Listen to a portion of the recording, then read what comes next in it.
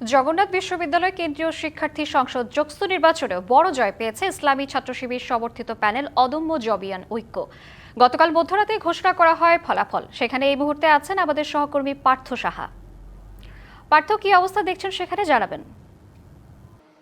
শ্রাবন্তী, আমি এই মুহূর্তে জগন্নাথ বিশ্ববিদ্যালয়ের যে ক্যাম্পাসটি রয়েছে, ক্যাম্পাসের ঠিক যে মিডিল পয়েন্টটি রয়েছে সেখানে কিন্তু অবস্থান করছি। এবং আপনি জানেন গতকাল মধ্যরাতেই জগন্নাথ বিশ্ববিদ্যালয়ের যে জোকসু নির্বাচনের ফলাফল সেটি কিন্তু ঘোষণা করা হয়। এবং ফলাফল ঘোষণার পরে আমরা দেখেছি বিজয়ী যারা হয়েছেন তারা বিজয় মিছিল করেছেন এবং একসাথে জগন্নাথ বিশ্ববিদ্যালয়ের স্বার্থে কাজ করার যে আহ্বান সেটিও কিন্তু করতে দেখা গিয়েছে। এবং শ্রাবন্তী, আমি যদি আপনার মাধ্যমে জানিয়ে রাখতে চাই আমাদের দর্শকদেরকে, তাহলে এই যে জোকসু নির্বাচন, সেই জোকসু নির্বাচনের কিন্তু 21টি পদের মধ্যে 16টি পদেই কিন্তু ইসলামী ছাত্র শিবির সমর্থিত যে প্যানেলটি রয়েছে সেই প্যানেল কিন্তু বিজয় অর্জন করেন। এবং স্বতন্ত্র এবং ছাত্রদল সমর্থিত প্যানেল তারা কিন্তু বাকি যে আসনগুলো রয়েছে বা সম্পাদকীয় আসন, সেই আসনে কিন্তু বিজয়ী লাভ করেন।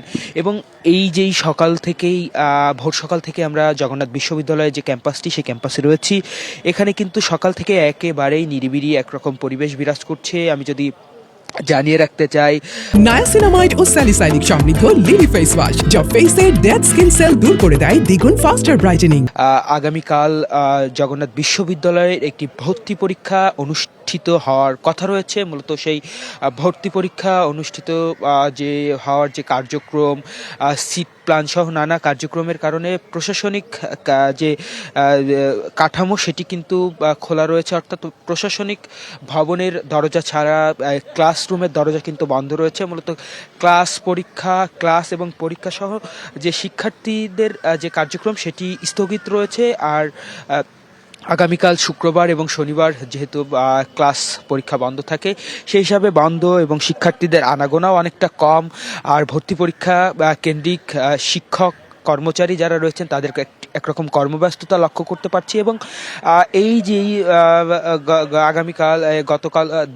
গতকাল যেই জোকসু নির্বাচনের যে নতুন নেতৃত্ব তাদের কিন্তু এখনও সকাল থেকে আমরা ক্যাম্পাস প্রাঙ্গণে আসতে দেখিনি।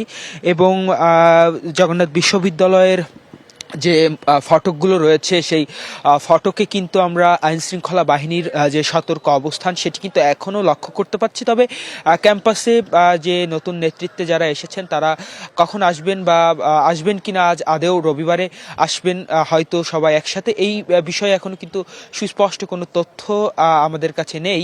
আনুষ্ঠানিকভাবে এখনও কর্তৃপক্ষ থেকে জানানো যায়নি। জানা গেলে আসলে আপনাদের মাধ্যমে আমাদের দর্শকদেরকে জানাতে পারবো। শ্রাবন্তী, এই ছিল আমার কাছে জগন্নাথ বিশ্ববিদ্যালয় থেকে বর্তমানে সর্বশেষ। পার্থ, আপনাকে ধন্যবাদ।